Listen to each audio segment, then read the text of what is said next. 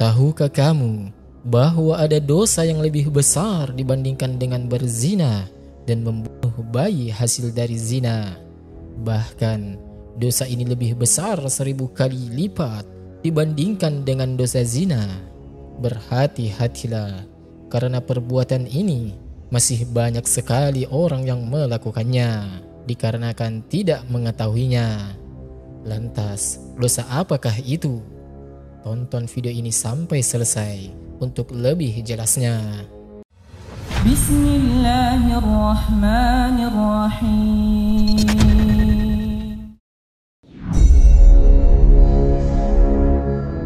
Assalamualaikum warahmatullahi wabarakatuh.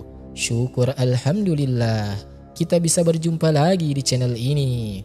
Salawat dan salam selalu dan tetap tercurahkan kepada junjungan kita Nabi besar Muhammad sallallahu alaihi wasallam.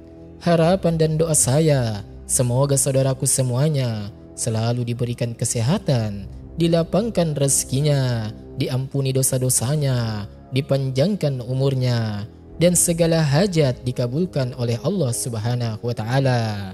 Amin ya rabbal alamin. Sahabat beriman yang dimuliakan Allah, dikisahkan pada suatu senja yang lenggang di zaman Nabi Musa alaihi salam, terlihat seorang wanita berjalan terhuyung-hayang. Pakaiannya yang serba hitam menandakan bahwa ia dalam duka cita yang mendalam. Tudung kepalanya menangkup rapat hampir di seluruh wajahnya, tanpa hias muka ataupun perhiasan yang menempel di tubuhnya. Kulit yang bersih, badan yang ramping, dan roman mukanya yang ayu tidak dapat menghapus kesan kepedihan yang meroyak hidupnya. Ia melangkah terseret-seret mendekati kediaman Nabi Musa alaihi salam. Diketuknya pintu perlahan-lahan sambil mengucapkan salam. Maka terdengarlah ucapan dari dalam, "Silahkan masuk." Perempuan cantik itu pun lalu berjalan masuk sambil kepalanya terus menunduk. Air matanya berderai tatkala ia berkata, "Wahai Nabiullah, wahai Nabi Allah, tolonglah saya, doakan saya agar Allah berkenan mengampuni dosa keji saya." "Apa dosamu wahai wanita ayu?" tanya Nabi Musa alaihi salam yang terkejut. "Saya takut mengatakannya," jawab wanita ayu tersebut. "Katakanlah, jangan ragu-ragu," desak kembali Nabi Musa.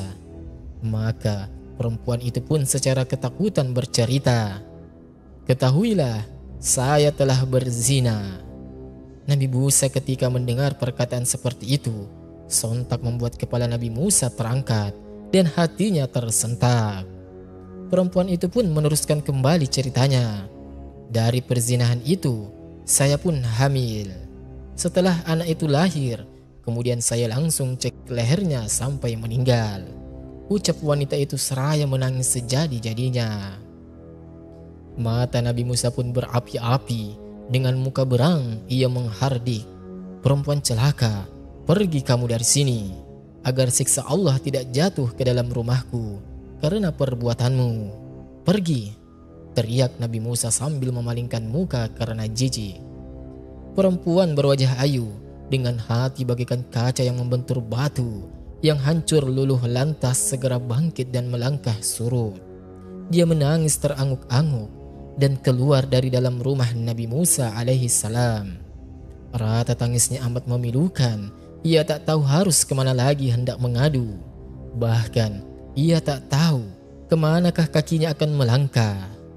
Bila seorang nabi saja menolaknya, maka bagaimana pula manusia lain bakal menerimanya? Terbayang-bayang olehnya betapa besar dosanya, betapa jahat perbuatannya. Setelah wanita ayu itu keluar dari rumah Nabi Musa alaihi salam, maka malaikat Jibril turun mendatangi Nabi Musa. Sang Ruhul Amin Jibril lalu bertanya, "Mengapa engkau menolak seorang wanita yang hendak bertaubat dari dosanya? Tidakkah engkau tahu wahai Nabiullah, dosa yang lebih besar daripadanya?" Nabi Musa pun terperanjat. Dosa apakah yang lebih besar dari kekejian wanita tersebut?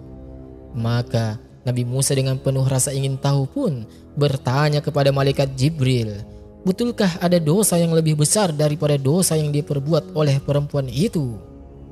Ada, jawab Jibril dengan tegas. Dosa apakah itu? Tanya Musa yang kembali dengan kian penasaran. Kemudian malaikat Jibril pun mengatakan, orang yang meninggalkan sholat dengan sengaja dan tanpa menyesal.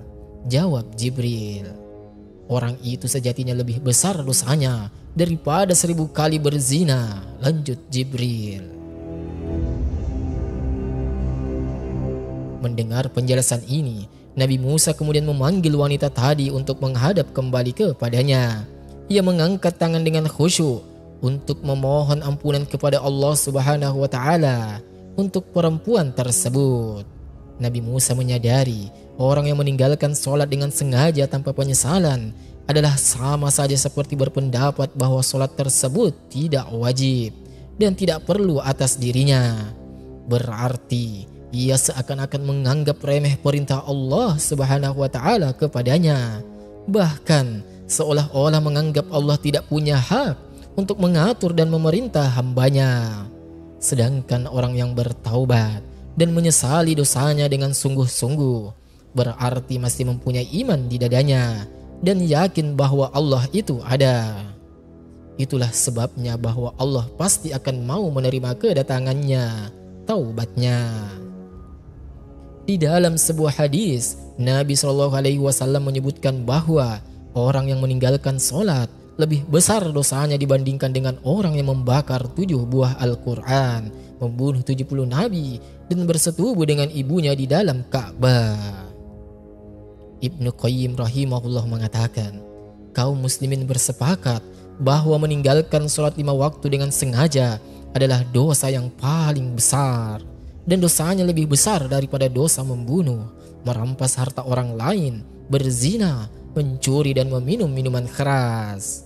Orang yang meninggalkannya akan mendapatkan hukuman dan kemurkaan Allah Azza wa Jal, serta mendapatkan kehinaan di dunia dan di akhirat kelak. Dan di riwayat yang lain diterangkan pula bagaimana kejamnya siksaan bagi mereka yang meninggalkan sholat. Ibnu Abbas radhiyallahu an berkata, jika langit sudah terbuka, maka malaikat akan datang dengan membawa rantai sepanjang 7 hasta. Rantai tersebut akan digantungkan kepada orang yang tidak mendirikan sholat, kemudian dimasukkan ke dalam mulutnya dan akan dikeluarkan dalam bibirnya. Kemudian malaikat mengumumkan, ini adalah balasan orang yang menyepelekan perintah Allah. Adapun ganjaran dosanya ketika kita dengan sengaja meninggalkan sholat, di antaranya, jika 1 kali meninggalkan sholat subuh, maka akan mendapatkan hukuman di neraka selama 30 tahun. Sedangkan kita ketahui bersama, 1 hari di neraka sama dengan 60 tahun di dunia. Maka artinya, 1 kali meninggalkan dengan sengaja sholat subuh, maka bersiaplah untuk menerima siksa di neraka selama 60 tahun lamanya. Jika meninggalkan 1 kali sholat zuhur, ganjaran dosanya sama dengan membunuh 1000 umat Islam. Jika meninggalkan 1 sholat asar, sama dengan dosanya meruntuhkan Ka'bah. Jika meninggalkan 1 kali sholat maghrib, maka sama dengan dosanya berzina dengan ibunya apabila ia laki-laki, na'udzubillah, atau berzina dengan ayahnya jika ia perempuan, na'udzubillahi min dzalik. Jika meninggalkan 1 kali sholat isya, maka ia tidak akan diridhoi Allah Subhanahu wa Ta'ala untuk tinggal di bumi dan akan didesak untuk mencari bumi atau tempat tinggal yang lain. Salat merupakan ibadah wajib yang tidak bisa diwakili kepada siapapun dan jangan pernah untuk kita tinggalkan walau sekalipun, meski dalam keadaan apapun.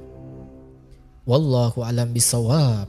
Semoga kita bisa menjadi orang-orang yang senantiasa mendirikan sholat, melaksanakannya tepat waktu, serta mampu mengajak keluarga lain kita untuk mengerjakan dan mendirikan sholat di awal waktu dengan istiqomah. Subhanakallahumma wa bihamdik, asyhadu an la ilaha illa anta, astaghfiruka wa atubu ilaik.